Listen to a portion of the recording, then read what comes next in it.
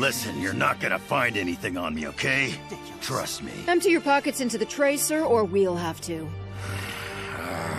Your pockets, sir? Lady, the problem isn't in my pants. Welcome back to Thinking Critical. This is Wes, and it's that time of the week where we bring the X-Men historian, the Marvel aficionado, right here on the channel for This Week in X-Men. We've got a new issue of X-Force. I'd say it's about a 3-star comic. Maybe I'm being a little bit generous, a little bit. It's all set up. So I'm giving Ben Percy the benefit of a doubt, and I'm giving it a 3-star, barely recommend. Also, there was a New Mutants issue. Yours truly didn't read it, but my guest here did today, and we have news of a new Peach Momoko written and an illustrated comic series, miniseries, going to be called Demon Days X-Men. We'll talk about that and preview it a little bit as well. Obviously, here with me to talk about all this is the X-Men historian, the Marvel aficionado. Doc, how you doing? Okay. Thanks for having me back, Wes. Sorry I wasn't able to make it last week. Wasn't really feeling all that well. Well, I'm glad you could make it. And obviously, Joe filled in for you. I think he did an okay job, but I think people are clamoring for more Doc. I doubt it, but okay. There were people saying that Joe was more negative than you. Oh, really? I didn't think that was possible, but okay. Well, you enjoyed Sword, right? It was okay. It was a lot of setup. Well, so it sounds like you would have had about the same reaction that Joe and I did. So, whatever. We're here to talk about new stuff. Obviously, X-Force number 15. New Mutants is probably number 15 as well. Before we get into these details in our little review here, I do want to say, if you haven't subscribed to the channel, subscribe. Hit the bell for notifications. Give us a thumbs up if you enjoy these videos. Give us a thumbs down if you don't. Either way, we want to hear your thoughts in the comment section below. Did you enjoy X-Force more than we did? Did you think it was a waste of your time? What did you think about New Mutants? Doc's going to give you his opinion. And are you excited for Demon Days X-Men? Peach Momoko, the Stormbreaker herself, is finally going to be doing interior art from Marvel. So now let's get into this, Doc. So there's not a lot to talk about in this issue. We're only going to talk about a few subjects. There's a lot of character work. There's a lot of setup for future issues of X-Force. It almost feels like the X-Force comic forgot that Ten of Swords happened. Yes. No complaints here. It picks up exactly where it left off. Basically, yeah. They've captured Colossus, and we'll get to the Colossus part, but the biggest takeaway I had from this is Beast is still the biggest chode on the island. I don't know why anybody would ever trust him, and he's pretty much a villain. You're not wrong. Okay, yes, it just entirely ignored X of Swords and basically picks up from exactly where it was pre-X of Swords, where Colossus had been arrested. And yeah, Beast is still a huge douche. I wouldn't necessarily say, though, that this was set up. I feel like this is trying to tie all of the things, all of kind of the lingering plot points that have been going on in X-Force together. Because, well, if rumor is true that Ben Percy's leaving, he's probably just going to wrap up everything at once. So one of the big things is they end up have Omega Red. They're going to penetrate his mind and find out what he knows about the Russians. It turns out he's mesmerized, and they can't actually get in there and say the truth. But he's comes up with a plan that I guess they're going to kill Omega Red. They're going to replace his carbonadium synthesizer with a new forge created carbonadium synthesizer. It's going to be like some type of intelligence collection device. So he's going to be like essentially he's a sleeper agent that doesn't know he's working for Krakoa. Yeah, they have this convoluted way of doing it because he's mesmerized by Dracula, but apparently he's still working for the Russians, and all that Russian stuff's going on, the vampire-y stuff from Wolverine. From the Wolverine issues. So they have this convoluted plan to kill Omega Red, replace his C. By the way, just go the old school way and just call it the C-synth. That's what they always used to call it back in the 90s when Omega Red first showed up. The C-synth with the exact same thing, except for with fucking LoJack in it. And so, and then they're going to bring Omega Red back without him remembering that he died. So they're just going to like kind of, I don't know, like video edit his memory whenever they put everything back in and just kind of have him so that, you know, like a good editing program, you don't even realize there's been a cut made.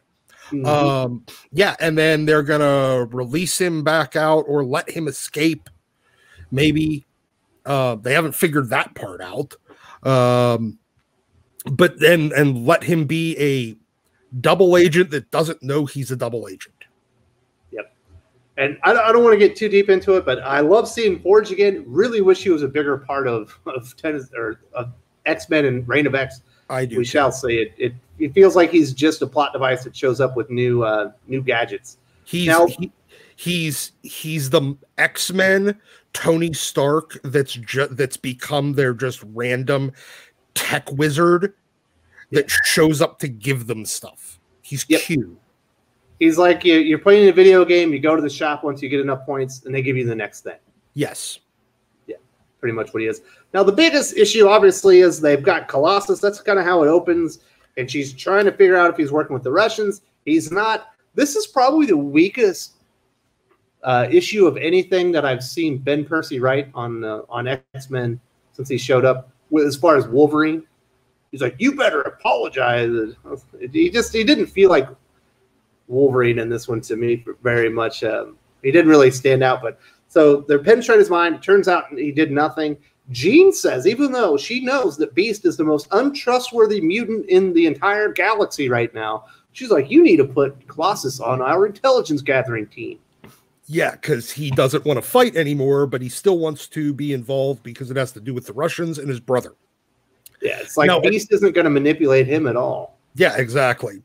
And additionally, I do have to ask, how did Colossus find out his brother was involved? As far as last time we saw, Mikhail had just shown up, and the only people that knew that he was involved were the Russians. So I got no idea how they even know he's involved, but okay, cool. Last time we saw him, he had the he had the sword. The sword that was the Cerebro sword. Yeah, but he had only just shown up. Only the Russians knew he was even involved. How the hell did the X-Men know? Well, it wasn't the Russian; it was a Xeno. No, yeah, Xeno. That was what it was. And you know, so this is kind of a weak issue. It really does feel like Ben Percy's just trying to wrap everything all the ideas that he had introduced up in the next few issues. Because he started, the only thing he didn't involve so far is Xeno, because he involves the Russians, he involves Omega Red, he involves double agents, Beast being a douche, finally getting Colossus actually involved in the team since he's been on the cover since issue 1. But then a little later, all the weird plant stuff. Well, yeah. So I do want to say this before he goes to make a peace offering to Colossus in the Savage Land. He gives him some paints that were created from Krakoa. I imagine those will be used for nefarious means as well to kind of screw him over. And then yes, we get more plant-based monsters. We see at the beginning there's a whale. I thought this was Krakoa eating the whale. I thought so too.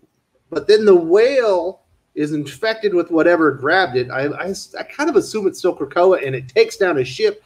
And then these dudes show up on the shores of Krakoa and are attacking.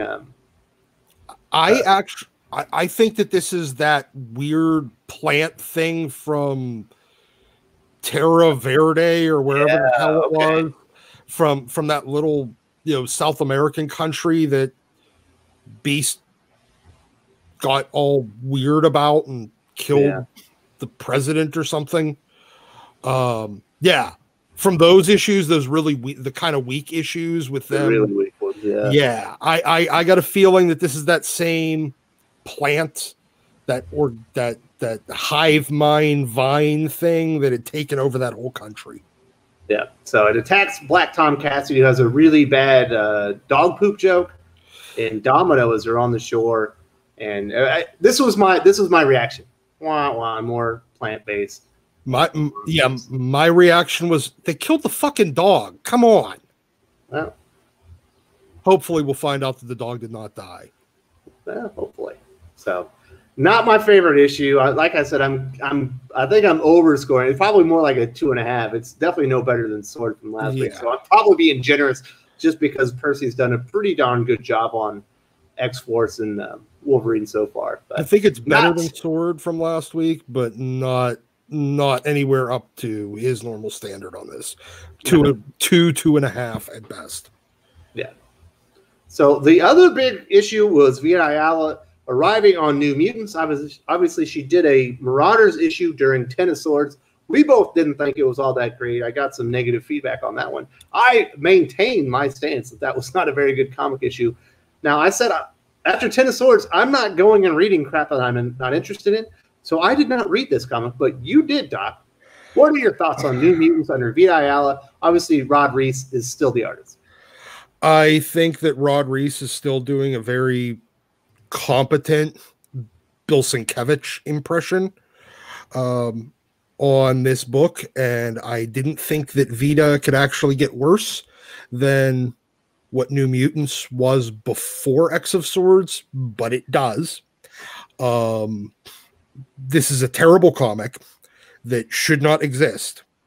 And the thing that pissed me off the most about this is for all of the creators that they have in that office right now, if they are going to explore the Shadow King and Amul Farouk, the last person I think that deserves it in that office to explore an origin for that character is Vita Ayala, and that's what they're starting to do in this. So apparently the Shadow King, look, I'm just going to straight up spoil this comic. The Shadow King's involved. He's on the island, and apparently he has his own class of New Mutants kids that he's kind of influenced.